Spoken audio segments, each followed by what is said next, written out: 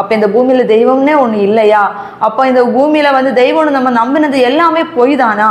அப்போ யாருமே தெய்வம் ஒன்று கிடையாது, நீ இந்த உலகத்தில் வாழவே வேண்டாம் என்று சொல்லி என் அண்ணனுடைய அந்த அடக்க ஆராதனை நாங்கள் எந்த ஒரு மத முறைப்படி நாங்கள் செய்யவே இல்லை.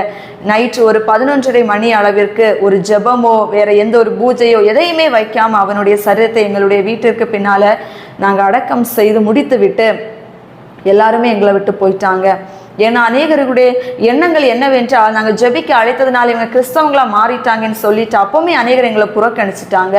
அவனுடைய அந்த மரித்த காரியங்களுக்கு பிறகு சில நாட்கள்ல என் அப்பா நினைச்சாங்க அவனுடைய கல்லறை பிரதிஷ்டை முடிந்த பிறகு ஃபேமிலியாக சேர்ந்து தற்கொலை செய்யணும், இதுதான் முடிவாக இருந்தது எங்கள் வாழ்க்கையில்.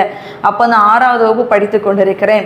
என்னையும் சேர்த்து தான் நாங்கள் சூசைட் பண்ணணும் அந்த ஒரு நிலைமையில தான் அப்பா இருந்தாங்க. ஏன்னா நமக்கு இருந்த ஒரு மகன் இறந்து விட்டான், இனி இந்த பிள்ளையை நம்ம தனியாக விட்டுட்டு போனால் யாருமே